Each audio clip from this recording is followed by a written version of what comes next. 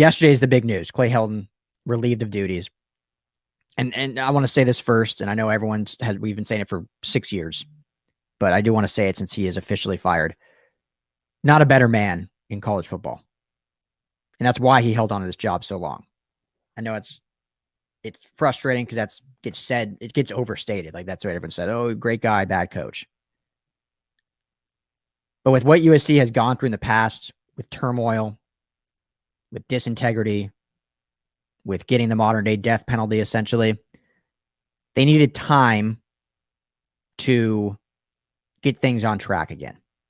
I know people will say, well, they didn't. Like, look at the football program, but from a terms of off the field, from a terms of character, student athlete, being in the classroom, also community, they're back on track. Like USC is back in respected circles as a integral school, a school with integrity, a recruiting system with integrity.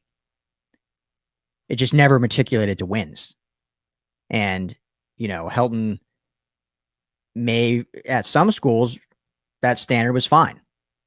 He was double the wins as losses. I think 46 and 23 or something was his total record as the Trojans coach. That may be good at Iowa, or if we're sticking with Pac-12, that'd be really good for Cal or Washington State, maybe even Stanford, but not USC.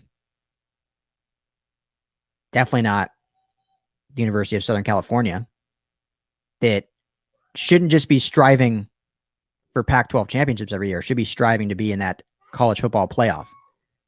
And they have yet to be in it, yet to be close. They haven't even had a conversation at the end of the year, oh man, they're on the bubble. Does SC get in? They have yet to be close. Their best season came with 3 losses, but they ended up winning the Pac-12, going to the Rose Bowl in that one of the best college football games, I think. I don't know why it doesn't get talked about more, but that Penn State, USC, Sam Darnold, Saquon Barkley showdown at the Rose Bowl, there was a shootout that the Trojans ended up winning. That was kind of his best game and best season. And it was still a 3-loss season with a blowout loss to Alabama to start the year. Blowout loss. So unfortunately, his tenure will go down as a very failed tenure. But you're a coach for USC.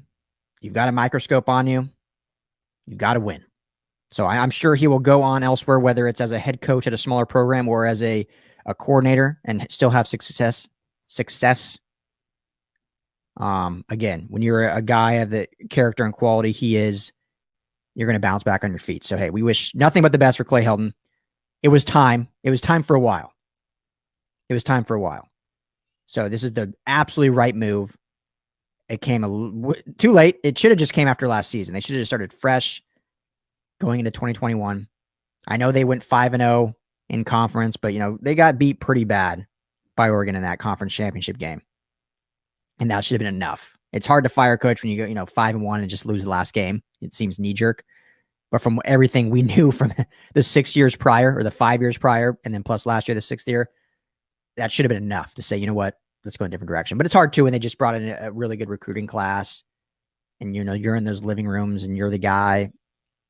I get it, but I knew I had a good feeling, and talking to people I know, and especially with Frosty, that he basically had a death sentence this year. That's kind of a harsh way to put it, but without winning a Rose Bowl game or getting the playoff, he wouldn't be back next year.